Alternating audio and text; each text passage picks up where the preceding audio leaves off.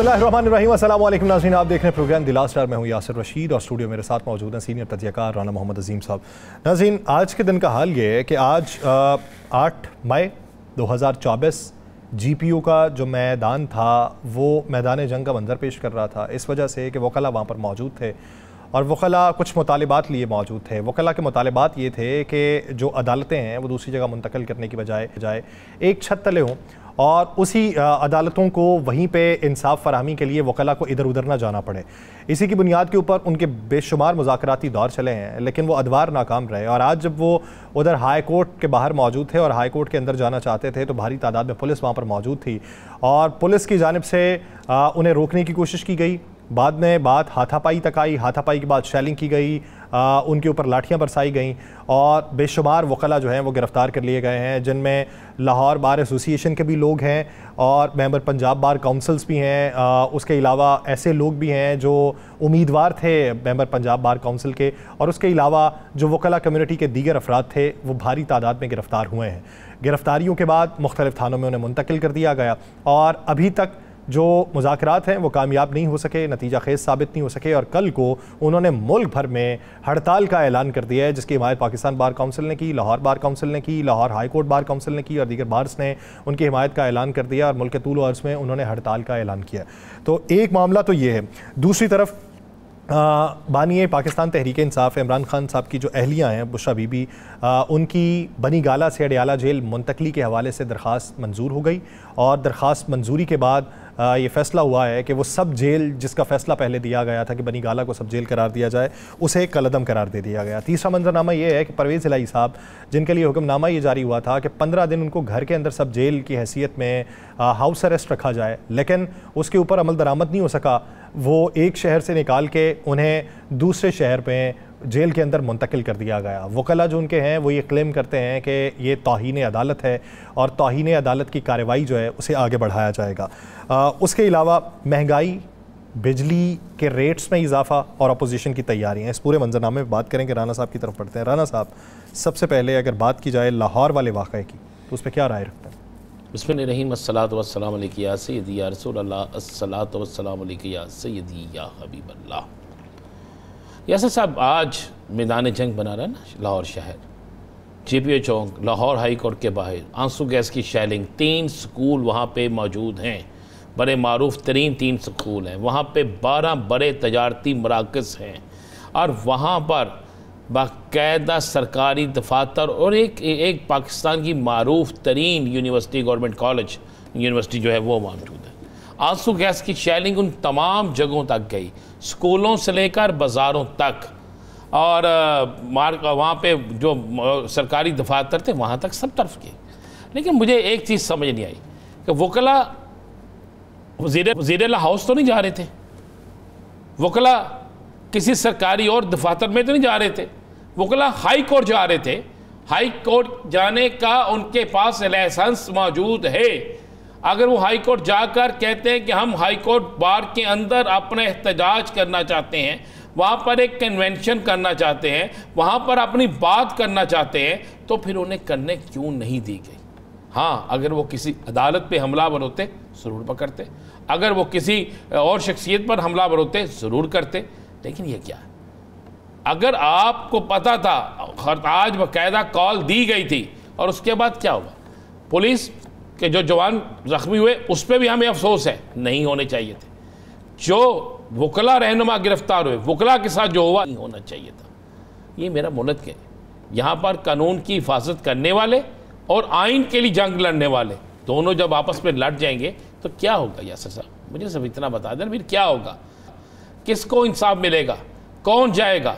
अब जो आज मैंने हाल देखा है, जिस तरह आज मैंने लोगों को वहाँ पे आंसू गैस खाते देखा, मैं स्पॉट पे मौजूद था, मैं वो सारी चीज़ें देख रहा था, मैंने उसको एक एक लम्हे को अपने मोबाइल के ज़रिए उसे कैच किया है, हर चीज़ देखी है। लेकिन आज इस तरह लगा कि मुझे कि जैसे मैंने समझा कि आज ख़त्म हो गया सारा कुछ। अब ये लड़ाई अल्लाह करे ख़त्म हो जाए, मेरी ये ख्वाहिश भी है और मेरी आरज़ू भी है, मेरी दुआ भी है। पुलिस भी हमारी है, वकला भी हमारे हैं। ये नहीं होने चाहिए था जो आज हुआ। कल हड़ताल है, कल फिर वकला जुलूस निकालेंगे। सारा कुछ चलेगा। अगर कल आज रात देर तक वकला को रहा नहीं किया जाता, अगर उन पर FIR दे दी जाती है, तो जो पुलिस एहलकार उन्हें अदालतों में लेकर आएंगे, फिर वहाँ पर क्या माजरा होगा यासर साहब? फिर आप देखिएगा ना, फिर क्या हालात होंगे। माजी गवाह है इसका, माजी गवाह, तो ये सारा कुछ होगा। ये नहीं होना चाहिए था और ऐसे मामलात को रुकना चाहिए था। अब इस मुल्क में किसान एहतजाज करे, पकड़ लो, अंदर दे दो इसे। वकला एहतजाज करे, अंदर दे दो। सियासी कारकुन एहतजाज करे, गिरफ्तार कर लो। यहाँ पर तुलबा एहतजाज करें, गिरफ्तार कर लो। सहाफ़ी अच्छा ना लगे, गिरफ्तार कर लो। कोई भी अच्छा ना लगे, उसे गिरफ्तार कर लो। क्या है ये? अगर यहाँ तो कह दो कि एहतजाज का हक नहीं है, ओके, या कह दो फिर सबके लिए ऐलान करो, फिर सबके लिए रूल बनाओ, फिर सबके लिए सब कुछ करो। लेकिन ऐसा है नहीं ना, ऐसा है नहीं। आपकी हुकूमत, मुझे एक बात बताएं, मैंने वज़ीर आला पंजाब साहिबा का वो ट्वीट देखा। या सर मुझे एक बात तो बताएं जी, चल रहा ट्विटर चल रहा है उनके लिए जो चल रहा है वो यार, फिर ये तो जुर्म है। मुझे एक बात बता देना तो उस वक्त की बात यार, ये जुर्म है यार, नहीं जुर्म? अब की बात है ये, तो वो बाकायदा तौर पे टीवी चैनल के ऊपर बैठ के तारड़ साहब से जब सवाल किया गया तो उन्होंने ये बात की थी। जब उनसे एक्स के बारे में सवाल किया गया कि एक्स की बंदिश कब तक रहेगी, उन्होंने कहा जी VPN के जरिए इस्तेमाल कर रहे हैं, तो मैं भी उसी के जरिए करता हूँ। तो ये जुर्म नहीं है VPN के जरिए इस्तेमाल करना? जाहिर बात है, आपने ब्रीच की हुई है एक हुकूमती नहीं। अगर तो जुर्म नहीं है तो फिर सबको इजाजत दे। अगर जुर्म है तो फिर ये जुर्म ताकतवर क्यों कर रहा है भाई? फिर उस पर कानून क्यों नहीं लागू होता? उस पर कानून जाके खामोश क्यों हो जाता है? पता नहीं क्या किस माशरे में रहते हैं, हमें तो यही समझ नहीं आ रही। दूसरी बात यह है कि ये मामला तो मुझे यकीन है कि आज़म वज़ीर तारड़ साहब जो है वो इस मामले को, हामिद खान साहब इस मामले को हल करेंगे। लेकिन जिस दिन आफ्ताब बाजवा साहब को पकड़ के ले जाया गया था, जिस दिन यहाँ पे सलमान साहब को पकड़ के ले जाया गया था, जिस दिन यहाँ पर बाकी लोगों को पकड़ के वकला के सीनियर्स को ले जाया गया था, तो उस दिन भी वकला बरादरी लतीफ़ खोसा साहब को, तो बरादरी को इकट्ठे होना चाहिए था। अब बरादरी इकट्ठी हो गई है, किसी भी ग्रुप का किसी भी ग्रुप से तल्लक है, नहीं होना चाहिए ये। और जो इनके जायज़ मुतालबात हैं वो भी कबूल होने चाहिए। जो जायज़ नहीं है उस पर आप बैठ के बात कर सकते हैं। अब आपने बात की है आज के बाकी हालात के हवाले से क्या होने जा रहा है। देखें यासिर साहब, चौधरी परवेज़ इलाही साहब का आर्डर किया हाई कोर्ट ने।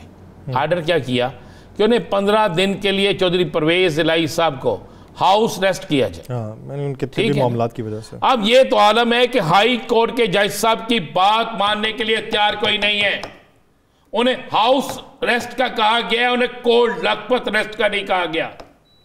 और परवेज़ इलाही साहब वजीर आला पंजाब थे, डिप्टी वजीर आजम रहे हैं, उन्होंने इस मुल्क के लिए काम किए हैं, उनके इस पंजाब के लिए बड़ी हिदमात हैं, उसके ख़ानदान की हिदमात हैं। और हो क्या रहा है, उन्हें कोलकवा जेल जाया गया। अब वो तो हीने अदालत में जाएंगे, फिर क्या होगा। लेकिन चौधरी परवेज़ इलाही साहब के साथ ज़्यादती के बाद एक और ज़्यादती ये करती गई। अब आगे अगली ज़रा आपने कहा कि जी क्या बनेगा, ये जो आगे चल रहे हैं, बुशरा बीबी आ गई, बड़ा फैसला आ गया बुशरा बीबी का। जी, बहुत से लोग कहते थे ये फैसला नहीं आएगा। मैंने याद करें, मैंने कहा था कि ये जो दिन है ना, हर रोज़ एक बड़े फैसला है। अब आप एक चीज़ ज़हन नशीन कर लें, बड़ी क्लियर और वाज़े कर लें। एक तो आज सबसे बड़ा टॉप ट्रेंड जो चल रहा है ना, वो चल रहे हैं शेर अफजल मारवत साहब कि जी वो अलहदा हो गए हैं। आप एक चीज़ ज़हन नशीन कर लें, आज मैं आपको ये टीवी पे बैठ के कह रहा हूँ, बानी तहरीक के इंसाफ से जो भी कटा है, जिसने भी उनके खिलाफ ग्रुप बनाया है, जहां भी ग्रुप बना है, आप जरा उनका हाल देख। बड़े बड़े तगड़े लोग नहीं, आपको लगता है मरवत साहब अलग ग्रुप बनाएंगे? बिल्कुल अलग ग्रुप नहीं बनाएंगे। मरवत साहब के बड़े करीबी लोगों से मेरे राब्ते, उन्होंने कहा जी मैं किसी सूरत में कप्तान को नहीं छोड़ूंगा, मैं कप्तान के साथ रहूंगा। ये तो उन्होंने कैटेगोरिकली आज कहा है। लेकिन एक चीज उन्होंने कहा है कि इमरान खान के खिलाफ मैं कुछ नहीं करूंगा। लेकिन एक चीज उन्होंने गलत कही है, क्या मैं कहता हूं, उन्होंने कहा जी मैंने मुर्दा गोरे में जान डाली। और भाई नहीं, ये मत कहे कोई भी शख्स जो है ना वो ये कहे कि मुर्दा गोरे में किसने जान डाली, और गोरा था ही जिंदा जिसपे बैठ के सब आप ईवान में इख्तदार में बैठे हो। आप ईवान में बैठे इसलिए हो सारे कि आप लोगों के पास नाम था बानी तहरीक इंसाफ का, आप लोगों के पास ये चीज थी कि बानी तहरीक इंसाफ की टिकट आपके पास थी, उसकी हमायत आपके पास थी। अगर आपके पास वो हमायत ना होती तो बहुत से लोग ऐसे थे जिनके पास हमायत नहीं थी, तो उनका हाल क्या हुआ आपने देखा नहीं। वो कहाँ पे जाके गिरे, उनके रिजल्ट आपको गौर नहीं किए, उनके रिजल्टों में उनके साथ क्या हुआ। तो ये तो बड़ी चीज़ है। बतौर मसलतन मैं तो अब वो ट्विटर यूज़ नहीं करता VPN। ओ यार कर लिया करो, लगा लिया करो। अब हमें को पकड़ने आएगा ना, हम कहेंगे जनाब वज़ीर इत्तलात ने भी ये कहा था और मेरी वज़ीर आला ने भी ये कहा था, सूट हमें 800 लबे ना लबे। तो वो मैंने स्क्रीनशॉट देखा है उनका, उन्होंने वो एक्स के ऊपर पोस्ट किया हुआ है। उन्होंने कहा जी कि मैं कुछ दिन के लिए पब्लिक टॉक से पीछे हट रहा हूँ, मैं इंटरव्यूज़ नहीं दूंगा। और उन्होंने कहा जी कि मैं ये भी उम्मीद करता हूँ कि मेरी इस ख्वाहिश का एहतराम किया जाएगा। तो शायद मसलहतन कुछ अरसे के लिए खामोश भी हो रहे हैं फिलहाल। अच्छा, कुछ लोग कोशिश कर रहे हैं, आपको एक बात बता दूँ। किस चीज़ की कोशिश कर रहे हैं कि तहरीक इंसाफ के अंदर सुन्नी इत्तेहाद कौंसिल के अंदर कोई ग्रुप बन जाए, लेकिन ये हर दौर में हुआ है। लोगों ने राजा रियाज से लेकर परवेज़ खटक तक और जहांगीर तरीन साहब से लेकर और बहुत से लोगों तक का इंजाम देख लिया।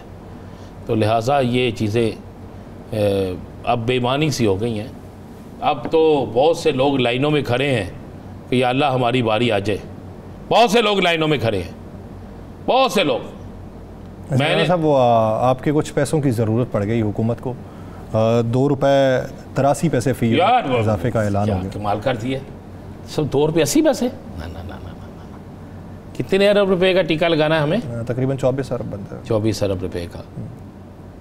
एक तो डूब बनने का मकाम है हम सब के लिए, सबसे पहले हम सब के लिए, कि हम रोज़ाना 5, 6, 7 जूते खाते जाते हैं, रोज़ाना खाते हैं और हमें आदत पड़ गई है। मुझे एक बात बताएं, ये बिजली की कीमत क्या मैंने देनी है, आपने देनी है?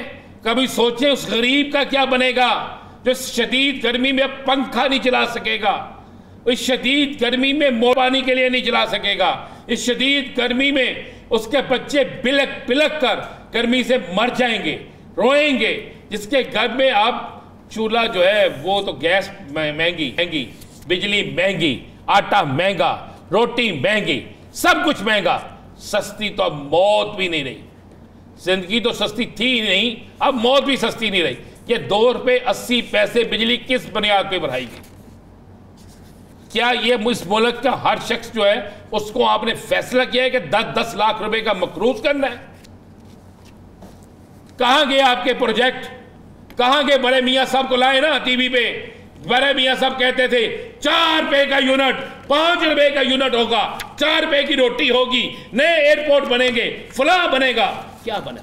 अब गरीब आवाम को मार के रख दिया। मैं बड़ा जमहूरियत का हामी हूं, नहीं, ऐसी जमहूरियत जिसमें गरीब मर रहा हो, ऐसी जमहूरियत जिसमें लोगों को रोटी ना मिले, ऐसी जमहूरियत जिसमें किसान जो है उसका इस्तेसाल हो, ऐसी जमहूरियत जिसमें अगर बड़े करप्शन के लोगों को इस वजह से छोड़ दिया जाए कि जनाब हमारा सियासी कैरियर ना फंसे। आपको बड़ी पसंद थी यासर साहब, मेरी वजीर आला, आप बड़े कहते थे अवामी लोग आएंगे। बताए ना क्या किया अवामी लोगों ने? आपकी भी जमींदार घराने से ताल्लुक है, मारी जी मेरी भी जमीन है थोड़ी है। सर मेरी तो नहीं है सर। चले नहीं, मेरी मारी थोड़ा सी जमीन है। अब तो मैंने कहा बेच दो गंदम यार, गंदम बेच के खाद जो इससे डबल कीमत पे आनी है ना, तो थोड़े थोड़े पैसे बेचता हूँ, वो ले लेना। ये तो आलम है। और यहाँ पे बैठ के हम बातें करते रहते हैं कि पता नहीं क्या हो गया, क्या हो गया। मैंने सिर्फ कहा था कि अवामी हुकूमत आएगी। अवामी हुकूमत नहीं आई है, अवामी हुकूमत आ गई है। ना, ये मैंने कहा था अवामी हुकूमत आएगी, ये तो नहीं कह रहा कि आ गई है। आपने जो अवामी हुकूमत कही थी ना, वो तो नहीं आई। मुझे उज़्मा भारी साहबा ने मेरी बहन कही, मैं उनसे कहता मेरे पास वो वीडियो में उनको दिखाता जाके। मेरा प्रोड्यूसर भी मुझे लगता है कि बेचारा जो है ना मुतासर है बहुत ज़्यादा उनसे, और मेरे प्रोड्यूसर साहब वो वीडियो ही नहीं ढूंढते। अल्लाह करे वो वीडियो कभी ढूंढ लें, आप उनसे रिक्वेस्ट है वो वीडियो ढूंढे, दिखा दें लोगों को। हम बोलते हैं अवाम के लिए, हमारी हमदर्दियाँ सिर्फ अवाम के साथ हैं। चलें एक ब्रेक लेनी है राना साहब, ब्रेक लेते हैं। नाज़रीन कहीं नहीं जाएगा, स्टे विद अस।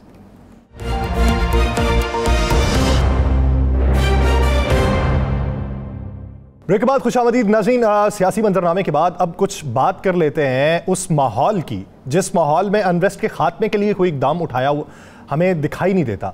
चाहे वो गंदम स्कैंडल हो और उसके बाद किसानों के तहफ़्फ़ुज़ात हों, किसानों के तहफ़्फ़ुज़ात दूर नहीं किए गए, और बादी नज़र में ये दिखाई देता है कि उनके साथ कशमकश वाली सूरत हाल को बाकायदा तौर पर पैदा किया जा रहा है, जिसकी वजह से उन्होंने मुल्क भर में हड़ताल का ऐलान कर दिया और मुल्क भर में रैलीज निकालने का ऐलान कर दिया। ये सूरत हाल अभी थमी नहीं थी कि आज लाहौर के अंदर एक अफसोसनाक वाकया फिर से पेश आया, जहां पर वकला मौजूद थे और वो हाई कोर्ट के अंदर जाना चाहते थे, जिसमें अदालतों की मुंतकली के हवाले से उनके कुछ तहफ़्फ़ुज़ात थे, वो तहफ़्फ़ुज़ात दूर नहीं किए गए। वहां पर पुलिस को डिप्लॉय किया गया और पुलिस को वहां पर डिप्लॉय करने के बाद वकला के ऊपर तशद्दुद किया गया। वकला पे तशद्दुद करने पे ही इक्तफा नहीं हुआ, बहुत से वकला को गिरफ्तार भी किया गया, जिसके बाद मुज़ाकराती दौर हुआ या नहीं हुआ, उसके नताइज क्या निकले, वकला की गिरफ्तारी कितने घंटे उसे बीत चुके हैं और वफाकी हुकूमत के साथ या सूबाई हुकूमत के साथ अब तक मुज़ाकरात क्या हुए हैं, आइंदा का लाहेअमल क्या होगा। क्योंकि पाकिस्तान बार काउंसिल ने, पंजाब बार काउंसिल ने, हाई कोर्ट्स बार्स ने कल 9 मई को मुल्कगीर हड़ताल का ऐलान कर दिया।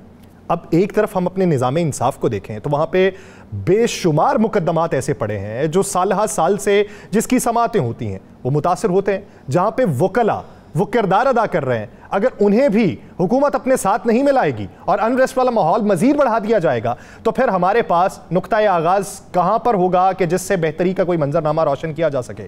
इसी मौजू पर बात करने के लिए हमें ज्वाइन किया मुनीर हुसैन भट्टी साहब ने, जो सदर हैं लाहौर बार एसोसिएशन के। भट्टी साहब बहुत शुक्रिया आपके वक्त का। Thank you very much. भट्टी साहब, ये जो आज मामला हुआ है इसका नुक्ता आगाज़ क्या था, कहाँ पर मामला बिगड़ा और सूरत हाल जो थी वो कशीदगी की तरफ गई और आपके वकला जो हैं वो गिरफ्तार हुए? बिस्मिल्लाहिर्रहमानिर्रहीम। बहुत शुक्रिया जी। 92 न्यूज़ का मैं बहुत शुक्रगुज़ार हूँ कि आज आपने हमें इस अहम इशू के ऊपर बुलाया और इस हमारे मसले को उजागर करने की कोशिश की।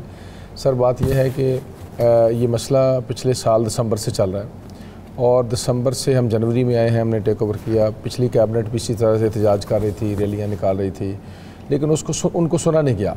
हमने भी भरपूर कोशिश की। जब हम आए 13 जनवरी के बाद तो हमने चीफ जस्टिस पाकिस्तान से तकरीबन कोई 8-9 मीटिंग्स की। इसी तरह से सीनियर जजेस हाई कोर्ट और चीफ जस्टिस फार्मर और मौजूदा चीफ जस्टिस से 12 दीगर मीटिंग्स की और तमाम मीटिंग्स के अंदर जो है कन्विंस किया और हमारी बात को माना गया कि जो कोर्ट्स का क्लस्टर इसलिए एक जगह पे होना ज़रूरी है कि मेट्रोपॉलिटन सिटीज़ में जहाँ रशी एरिया होता है वहाँ अगर वकील का वक्त रोड्स के ऊपर ज़ाया हो रहा है तो इसका मतलब है ये लिटिगेंट का वक्त ज़ाया हो रहा है।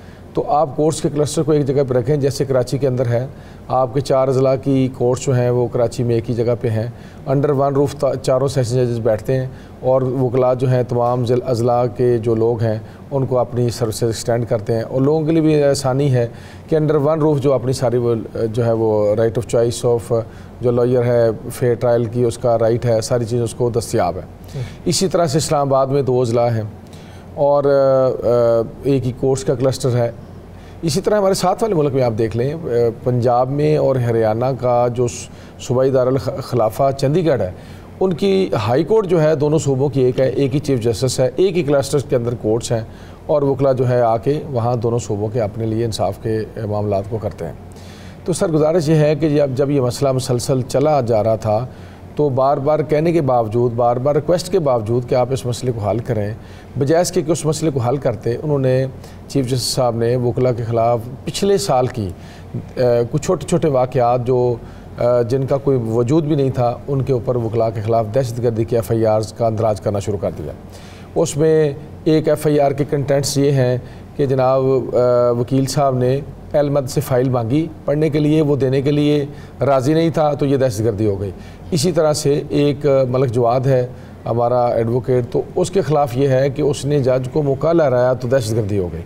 इसी तरह से हाफिज़ाबाद का जनरल सेक्रेटरी जो है वो DC को मिलने गया किसी वकील के काम के लिए, तो उसने कहा जी ये काम कर दें, तो वो दहशतगर्दी हो गई और फिर उनके मुकदमे को उठा के chief justice Lahore high court ने अटक में शिफ्ट कर दिया।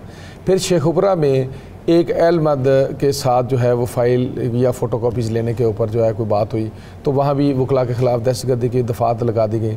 सर देखें, कवानीन इसलिए बनाए जाते हैं कि कवानीन का सही तौर पर इतलाक़ हो। दहशतगर्दी के मुकदमात जो है सेक्शन 6 जो है उसके अंदर वाज़े तौर पे लिखा हुआ कौन कौन सी वजूहात होंगी तो दहशतगर्दी बनेगी। इसी तरह से सुप्रीम कोर्ट ऑफ पाकिस्तान की 7 जजेस की एक दहशतगर्दी के ऊपर जजमेंट है और उस जजमेंट के पैरामीटर्स को भी वायलेट किया जा रहा है। भट्टी साहब, आपने बराए की इंसाफ की बात मांगी है कि एक जगह अदालतें हों, इंसाफ जल्दी मिल जाए। आपने वज़ीर आला पंजाब बनने की डिमांड नहीं की, आपने वज़ीर आज़म बनने की डिमांड नहीं की, आपने चीफ जस्टिस बनने की डिमांड नहीं की, आपने इस मुल्क की सबसे बड़े किसी ओहदे की डिमांड नहीं की, तो इस जो डिमांड आपने की है वो तो आपने इंसाफ के लिए और आवाम के लिए की है, वकला के लिए नहीं की, आपने अवाम के लिए की है।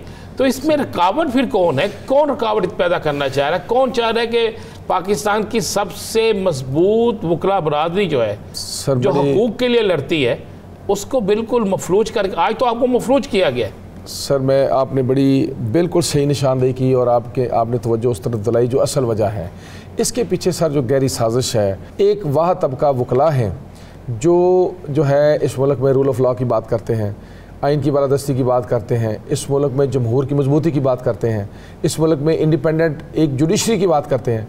तो इस आवाज़ को भी दबाया जा रहा था, इसका गला बल्कि मैं समझता हूँ घोंटा जा रहा था, और इसलिए उन्होंने एक साजिश की कि वकला को आप चूँकि लाहौर बार एसोसिएशन एशिया की सबसे बड़ी बार एसोसिएशन है, तो यहाँ से चलने वाली हर तहरीक, वो बेशक ह्यूमन राइट्स के हवाले से हो, बेशक वो 2007 वाली जजेस बहाली की तहरीक हो, बेशक वो इस मुल्क में आइन की बालादस्ती के हवाले से चलने वाली कोई भी तहरीक हो, तमाम तहरीकें पाकिस्तान के किसी भी कोने से चली तो कामयाबी के ज़ीने उससे लाहौर से चढ़े।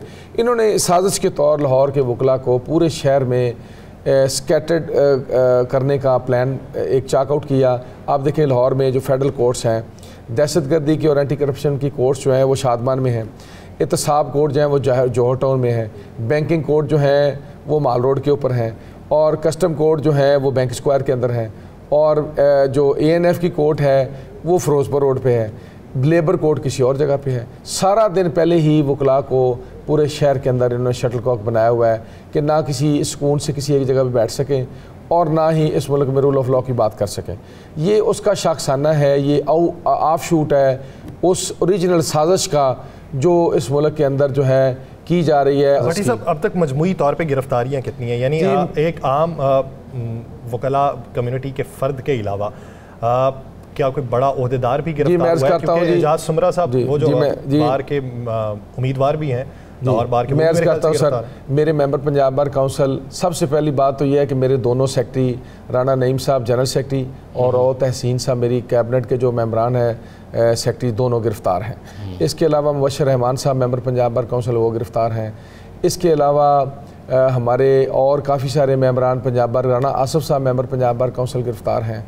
हमारे काफ़ी सारे उम्मीदवारान जैसे एजाज सुमरा साहब का आपने बताया, आसफ निस्वाना साहब गिरफ़्तार हैं। इसके अलावा और भी काफ़ी सारे दोस्त जो है गिरफ़्तार हैं। मेरे भाई साकिब अकरम गोंदल जो लाहौर हाई कोर्ट के सदर के कैंडिडेट हैं, उनको शदीद तशद्दुद का निशाना बनाया, उनको ज़ख्मी किया गया। इसी तरह से मेरे लीडर जो हैं चौधरी हसन भून साहब बुज़ुर्ग हैं, वो आए, उन्होंने कोशिश की कि इस मामले को सॉर्ट आउट किया जाए, उनके ऊपर तशद्दुद किया गया, उनके ऊपर लाठी चार्ज किया गया। शेलिंग की वजह से वहाँ वो बेहोश हो गए, उनको हॉस्पिटलाइज करना। तकरीबन 70 से ज़्यादा लोग जो हैं वो ज़ख्मी हैं, मुख्तलिफ हॉस्पिटल्स के अंदर हैं, और 100 से ज़्यादा लोग जो हैं मुख्तलिफ थानों में, थाना मनावा में, बरकी में, शादरा में, और इस तरह से मांगा में, रायवंड में, जो दूर दूर के थाने हैं वहाँ ले जाके उनको बंद किया हुआ है, और उनकी मुलाकातें भी बंद की हुई हैं, और उनके ऊपर मुसलसल तशद्दुद किया जा रहा है। बार काउंसिल के जो लीडरशिप ने वहाँ प्रेस कॉन्फ्रेंस की, सारी की सारी बार काउंसिल को घेर लिया, लीडरशिप को गिरफ्तार करने की कोशिश की। अच्छा इंसाफ है? ये इस हुकूमत में आपके जानने वाले और बिलखसूस वकला बड़ी अहम तरीन ओहदों पे हैं। वज़ीर कानून भी हैं, वज़ीर इत्तलात भी हैं, मशीर कानून भी हैं, पंजाब में भी वफाक में, दोनों तरफ में। तो उसके बावजूद भी अभी मैं देख रहा था मरियम साहिबा से, उनकी वज़ीर आला साहब से बात भी हुई है, आज़म वज़ीर तारड़ साहब की। इन सब चीज़ों के होने के बावजूद भी आप बता रहे हैं कि थानों में बंद हैं, FIRs भी हो रही हैं। सर और गुजारिश ये है, मैं देखिए बात ये है कि हम ये समझते हैं कि जो भी वकला यहाँ बार के प्लेटफॉर्म से हुकूमती ईवानों में पहुँचे हैं, उनका किरदार बड़ा अहम है। आज़म वज़ीर तारड़ साहब का हम शुक्रिया अदा करते हैं कि उन्होंने हमारी तरफ से चीफ मिनिस्टर पंजाब से कहा कि फ़ौरी जो है वकला को रिहा किया जाए। उन्होंने हमारी बात को सुना, बार बार हमारे साथ राब्ते में भी रहे, इस बात में कोई शक नहीं है। लेकिन मैं ये समझता हूँ उनका रोल इससे भी बड़ा होना चाहिए। वो रूल ऑफ लॉ की बात करें वहाँ बैठ के, वो वज़ीर कानून हैं। इसी तरह से हामिद खान साहब जो हैं वो सैनेटर हैं, वो जब से सेनेट में गए उन्होंने कभी जो वकला के ख़िलाफ़ जो तशद्दुद हुए हैं, या उनके ख़िलाफ़ 788 की FIR का अंदराज हुआ है, मेरी उनसे भी गुजारिश होगी कि वो जाके ये बात सेनेट के अंदर करें, ईवान बाला में ये बात करें और TV प्रोग्राम में और चीज़ें करने के बजाय इन चीज़ों को उजागर करें। ये वो आवाज़ बंद की जा रही है, ये आवाज़ दबाई जा रही है जो इस मुल्क के 25 करोड़ आवाम की एक रे ऑफ होप के तौर पे एक आवाज़ है। अगर ये आवाज़ दब गई तो आप यकीन करें ये 25 करोड़ लोग जो हैं ये इनको भेड़ बकरियों की तरह से हाँका जाएगा। एक आखिरी बात, कल का लाहेअमल आपका क्या होगा? सर, कल पाकिस्तान बार काउंसिल ने और हमारी सुप्रीम कोर्ट बार एसोसिएशन ने, लाहौर हाई कोर्ट और लाहौर बार एसोसिएशन ने पूरे पाकिस्तान की लॉयर कम्युनिटी से रिक्वेस्ट की है कि वो कम्प्लीटली स्ट्राइक करें और भरपूर एहतजाज करें, भरपूर रैलियाँ निकालें। इन्होंने जो मिसकंडक्ट किया है इनके ख़िलाफ़ और जो उनके इस तरह की जुल्म ज़्यादतियाँ हैं उनको उसके ऊपर भरपूर जो है अपना मौक़िफ़ दें और इस हवाले से जो है वो प्रोग्राम करें अपनी अपनी बार एसोसिएशंस के अंदर। कल आप निकाल रहे हैं जुलूस? जी इंशाल्लाह ताला बिल्कुल निकालेंगे सर। जुलूस तसादम हो जाएगा सर, अल्लाह ना करे तसादम हो। मैं अर्ज़ करता हूँ सर, तसादम हमने नहीं किया। आप देख लें, मैं रिकॉर्ड से साबित कर सकता हूँ कि दिसंबर से लेकर आज के दिन तक 8 मई तक तकरीबन 50 के करीब रैलियाँ निकली, जलसे हुए, वहाँ हाउस के अजलास हुए, रेजोल्यूशंस हुई, एक सिंगल गमला नहीं टूटा, कोई नुकसान नहीं हुआ, पुरअमन चीज़ें रहीं, किसी किस्म का कोई मामला नहीं हुआ। अगर आज होना था तो इसका मतलब ये है कि ये वही वाक़या है जिसके पीछे इनका गुस्सा है ज़ाती तौर पे। उस गुस्से को सेटिस्फाई करने के लिए आज उन्होंने वकला नहीं, आप ये समझते हैं जब तक मुतालबात पूरे नहीं होते ये एहतजाज? जी बिल्कुल, ये एहतजाज जारी रहेगा जब तक ये मुतालबात पूरे नहीं होते, एहतजाज जारी रहेगा और हम इंशाअल्लाह ताला बहुत रास्त इक़दाम लेंगे। और उनका जो मुतालबा है बार बार कि लाहौर बार के प्रेसिडेंट को गिरफ़्तार किया जाए, तो आज मैं चौथे चैनल में बैठा हूँ, मैं उनको कहता हूँ कि मुझे जब जी चाहे गिरफ़्तार करें, जहाँ कहते हैं मैं आ जाता हूँ, मैं गिरफ़्तारी के लिए तैयार हूँ। गिरफ्तारी के लिए तैयार है। बहुत शुक्रिया मुनीर हुसैन भट्टी साहब इस हवाले से अपना वक्त देने के लिए। दीगर सियासी इशूज़ पे बात की जाएगी एक शॉर्ट ब्रेक के बाद, कहीं नहीं जाएगा। Stay with us.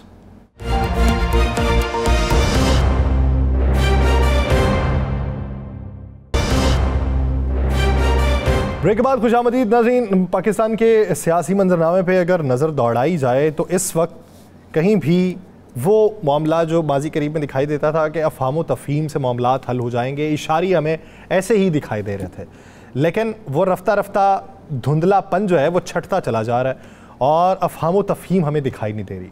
क्या होगा आने वाले दिनों में जब बजट की तश्कील के दौरान मुख्तलिफ़ चीज़ों के लिए हिमायत दरकार होगी, जब आइनी तरामीम के लिए वो मखसूस हैसियत जो है वो दस्तयाब नहीं होगी, तो फिर आगे चैलेंजेस क्या होंगे? सऊदी अरब की जो सरमायाकारी है उस हवाले से भी बात होगी। IMF से बड़ी सरमायाकारी वो कही जा रही है, वो बड़ी सहूलत पाकिस्तान को मिलने वाली है। तो इसी बारे में बात करने के लिए हमें ज्वाइन किया पाकिस्तान मुस्लिम लीग नून के रहनुमा अली गौहर बलोच साहब ने। अली गौहर साहब, बहुत शुक्रिया आपके वक्त का। अली गौहर साहब, अगर देखा जाए हल्की हल्की मौसीकी तो जारी थी मुज़ाकरात के हवाले से, लेकिन कल की प्रेस कॉन्फ्रेंस के बाद और फिर उसके बाद जो रिबर्टल्स आए हैं, तो उसके बाद क्या समझें? ये अनरेस्ट नहीं है, इसका खात्मा नहीं होगा, इसी तरीके से मामलात आगे चलेंगे? बिस्मिल्लाहिर्रहमानिर्रहीम। देखिए, बात ये है कि हमेशा जो मामलात हैं, जो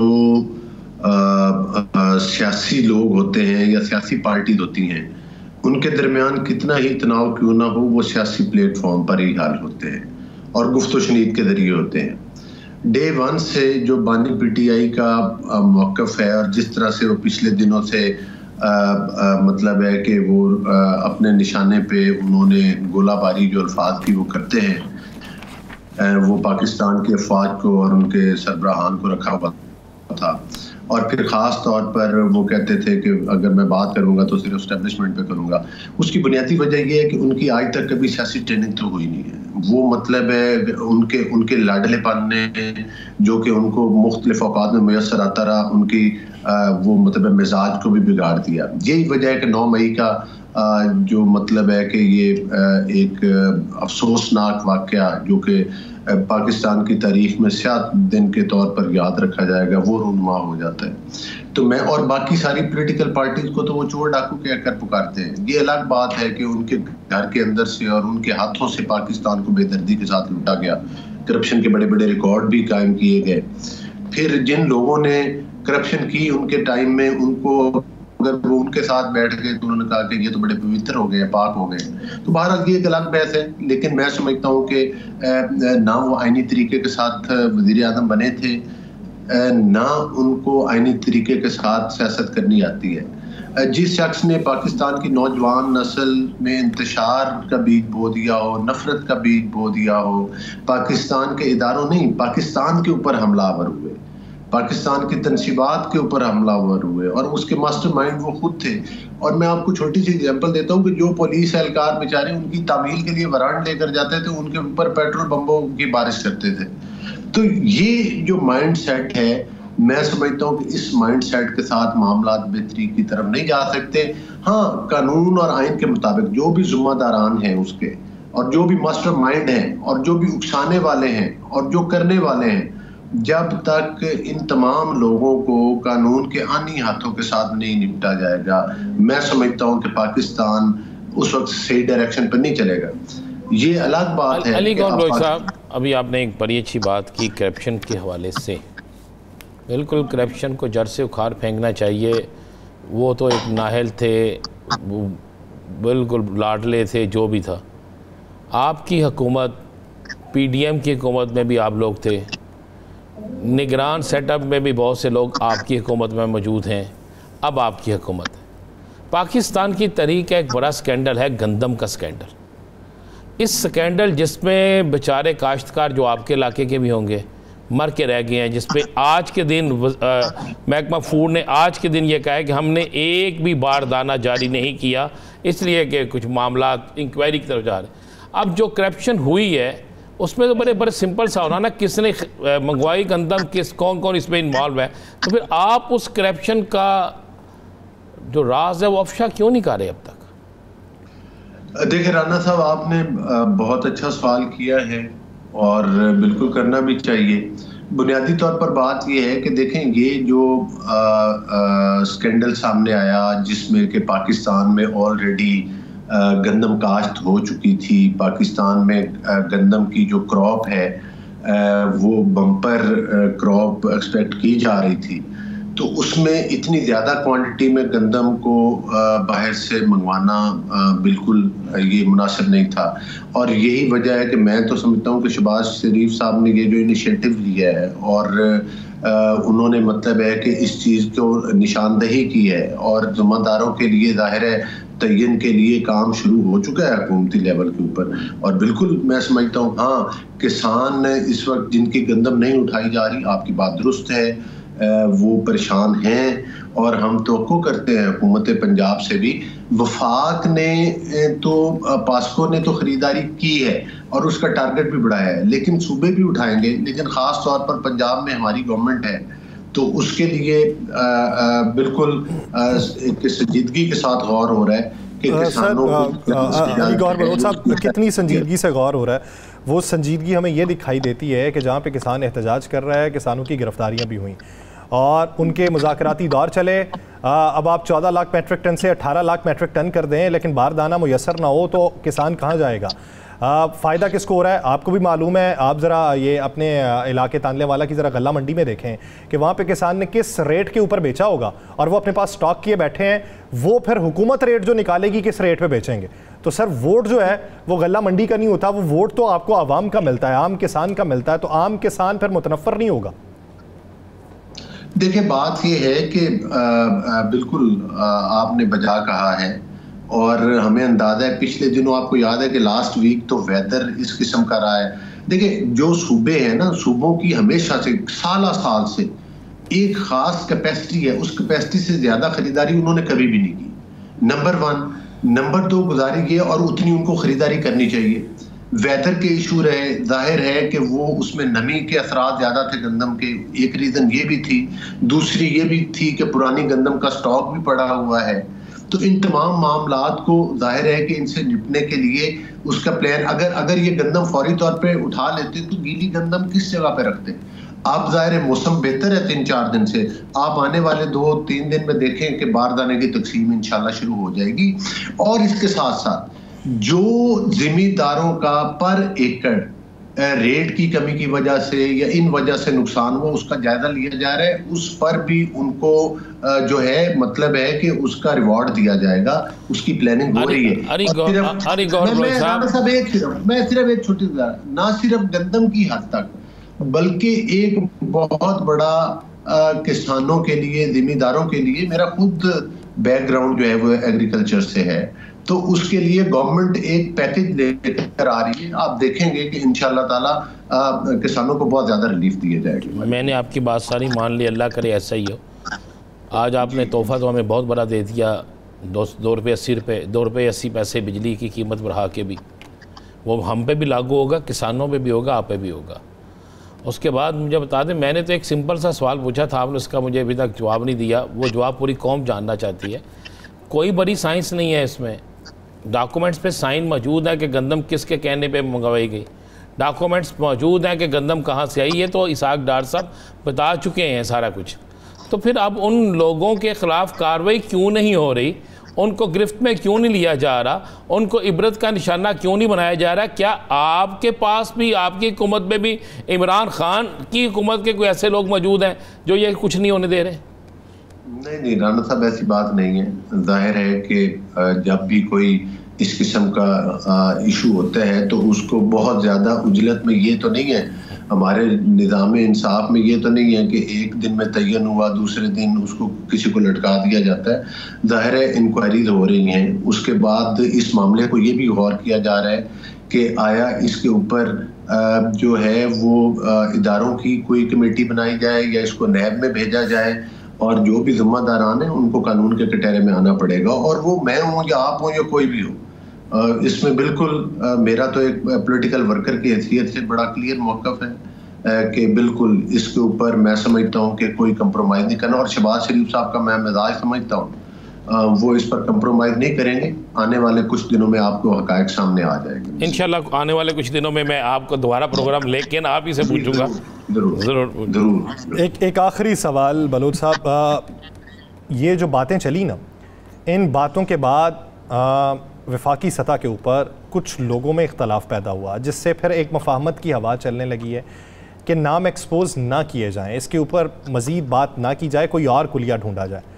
तो इसमें कितनी हकीकत है? दूसरा ये कि अनवारुल्लाह काकड़ साहब और फैसल वावडा साहब, उन्होंने फ़ैसला किया कि ना वो हुकूमती बेंचेस में बैठेंगे ना वो अपोजिशन के बेंचेस में बैठेंगे। तो ये जो मामला फहमी की वजह से ये चीज़ें सामने आ रही हैं, इसका नतीजा क्या निकलेगा? देखिए बात ये है कि मैं नहीं समझता, हाँ एक चीज़ तो ज़रूर है कि जब भी कोई वाक़या होता है, उस वाक़या होने से पहले लोगों का मीडिया ट्रायल शुरू हो जाता है। कुछ लोग बेगुनाह भी होते हैं और ज़ाहिर मीडिया पे आती है, उनकी ज़ाहिर है एक माशरे में बदनामी का पहलू तो है, लेकिन ज़ाहिर है कि जब तक बुनियादी तहकीकात ना हो जाए, गवर्नमेंट की तरफ से क्लियर मौक़िफ़ ना आ जाए कि कौन कौन वाकई ज़िम्मेदार है किसी प्रॉपर इंक्वायरी के नतीजा में, उससे पहले किसी आदमी को गुनहगार और किसी को बेगुनाह नहीं कहा जा सकता। दूसरी बात यह है कि कानून सब के लिए बराबर है। मैं हूँ, काकड़ साहब हों, शहबाज शरीफ साहब हों, कोई दीगर पॉलिटिकल पार्टीज हों, ब्यूरोक्रेसी हो, मैं समझता हूँ कि इसमें बिल्कुल शफाफ तहकीकात होनी चाहिए। और दूसरी मैं एक गुजारिश करूँ, मैं सिर्फ आपके प्रोग्राम की वसातत से बताना चाहता हूँ। देखिए हमारी फूड एंड सिक्योरिटी की एक वजारत है वफाकी, वो सारे फिगर्स कलेक्ट किए जाते हैं कि हमने कितनी गंदम खरीदनी है, हमारी फूड की कौन सी ऐसी आइटम हैं जिनकी शॉर्टेज हो सकती है, ये कितनी की हमें ज़रूरत है। वो सारी तजावीज़ वज़ीर आज़म तक जाती हैं। और मैं ये नहीं है कि वज़ीर आज़म, कोई भी वज़ीर आज़म, वो काकड़ साहब हों, वो कोई भी हो, वो कोई बराह रास्त ऑर्डर कर देते हैं कि इतनी फ़लाँ चीज़ मंगवा लो, इतनी फ़लाँ चीज़ भेज दो। हर चीज़ की एक प्रॉपर वजारत है और वो ज़िम्मेदार है। तो जाहिर है कि ये भी देखना है कि अगर उस वक्त के वज़ीर आज़म को आए तो वो फिगर कहाँ से आए, किन लोगों ने अप्रूवल मांगी, फिर उन्होंने अपने तरीके के साथ उसको किस तरह से चेक किया या चेक ना किया कि ये कि क्या सदाकत है इसमें।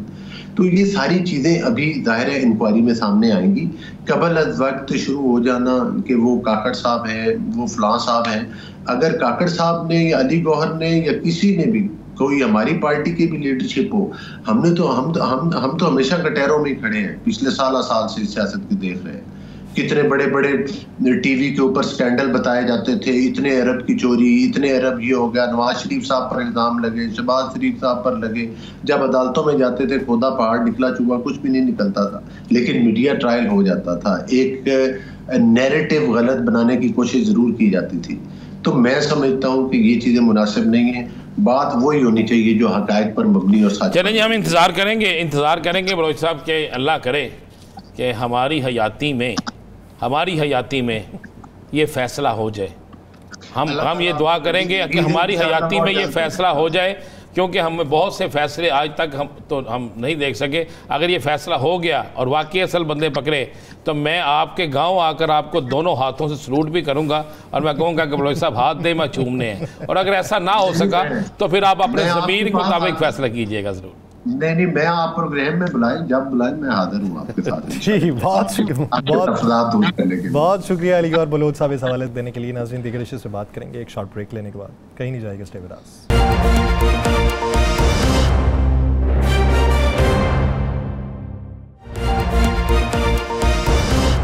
ब्रेक के बाद खुशामदीद। राना साहब, आपको याद होगा कि हमने जब पिछले अरसे में, मुझे याद नहीं पड़ रहा कि मैंने किससे बात की थी, तो उन्होंने कहा जी मौलाना को मना लिया जाएगा, हो जाती है बातें, तो मौलाना को राग़िब करने की कोशिश करेंगे कि दोबारा। आपने अपने दोस्त से बात की थी यार, क्यों भूल जाते हैं? एहसान अफजल साहब से।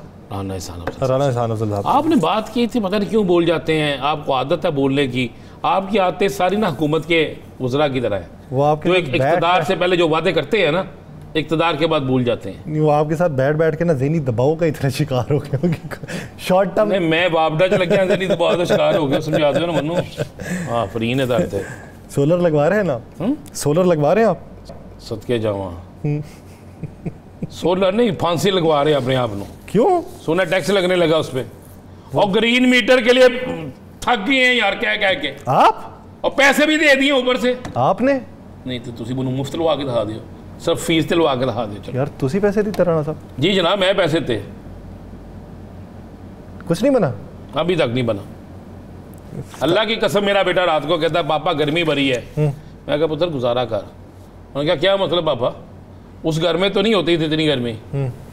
मैं कहा पुत्र वो घर च 3 मंजिला सन तो ठीक सी काम, रहने दे बेटा। उसने कहा पापा एसी चला लें। मैं कहा पुत्र एसी चला लो, उस वक्त प्यो ने चला लो। आहो, अगे अब्बा 8 घंटे काम कर देना, 12 घंटे चला लो, यही होगा ना। अब मुझे बताएं क्या करेगा, शुरू हो गए यार। यासर साहब, मैं जेन्युइन बात कह रहा हूँ, मुझे एक बात बताएं, अल्लाह माफ करे। आपकी देखा देखी तो मैं सोच रहा था चले कुछ पैसे जमा करके बंदा सोलर लगवा ले, यानी वो इरादा। आप पैसे जमा करें, गवर्नमेंट लेने का आ जाएगी। इस वक्त गवर्नमेंट को जरूरत है पैसों की यार। मैं तो पूरी कौम को कहूँगा सोलर बेचे। इस हुकूमत को बहुत अच्छी जरूरत है, इस हुकूमत को सोलर बेच के पैसे दें, क्योंकि इस हुकूमत को अच्छी ज़रूरत है पैसों। वो मुझे मैं फिगर भूल गया हूँ, वो पैसों की तो वाकई ज़रूरत है। ये जो बजट हो रहा है उसमें एक इजाफी बजट रखा गया है वज़ीर आज़म ऑफिस की तज़ीन व आराइश के लिए, तो वो मिलियंस के अंदर है, कमरा नहीं लगता सामने एक, यानी करोड़ों में है। मुझे बताओ उथे कमरा नहीं लगता एक उथे ਉਹਦੇ आसे-पासे वर्चियां ने कोड ही लग जाए जिथे एसी चलता हुए। यानी एक तरफ हम बात कर रहे हैं सरफा करने की और दूसरी तरफ हम बजट के अंदर इजाफी खर्चा मांग रहे हैं वज़ीर आज़म ऑफिस के। आपने मुझे एक बात तो बता दें, आपने इस पूरे टेन्योर में, ये 1 माह का है या 2 माह का या 3 माह का या 4 माह का, जितना भी टेन्योर इस वक्त तक चल रहा है, कोई बड़ी गाड़ी छोटी गाड़ी में तब्दील होते देखी है? बड़ी गाड़ी छोटी गाड़ी में तब्दील होते? मैं समझा नहीं। कोई ऐसी बड़ी गाड़ी जो छोटी गाड़ी में तब्दील हो रही हो, मतलब बड़ी गाड़ी छोड़ के छोटी गाड़ी दे दी हो? नहीं। वो आपने शहाबनामा पढ़ा हुआ है ना? जी। एक और बड़ी मारूफ शख्सियत है, उसका भी एक चीज़ पढ़ी जिसने लिखा कि वो एक के करके तो उसने देखा वहाँ पे 2 एसी चल रहे थे। वो सादत हसन मंटो साहब से मंसूब की जाती है, लेकिन उनकी नहीं। चले उनकी नहीं। उन्होंने कहा जी 2 एसी चल रहे थे, उन्होंने कहा, और वो कंबल लेके बैठी थी। ये क्या, एक एसी बंद कर दें? उन्हें एक रंग साढ़े पैसे दे, चलना दो। कहता अगले दिन फिर वो एक के ब्यूरोक्रेट्स के दफ्तर में गए तो उसने पेंट कोट पहना हुआ था, एसी उसने 2 चलाए हुए थे। उनका जनाब जो सर्दी जो लगती है एक एसी बंद कर दो। उन्होंने कह दे कि पैसे एसी देने, तो यार इसके पैसे कौन से उन्होंने देने हैं? गाड़ी भरी हो, ओके, यासर शीत को पैसे देने पड़ेंगे, वो हम राना अजीम को देने पड़ेंगे, इस पाकिस्तान की आवाम को देने पड़ेंगे, उस रेडी फरोश को देने पड़ेंगे जिसके घर में एक बल्ब जलता है, उस साइकिल सवार बेचारे मजदूर को देना पड़ेंगे जो साइकिल पे सुबह निकलता है शाम को वापस आता है बच्चों की रोटी के लिए, ये पैसे उसको देने पड़ेंगे। बिजली चोरी करने वाले को नहीं देने पड़ेंगे, बड़े बड़े घरों में रहने वालों को नहीं देने पड़ेंगे।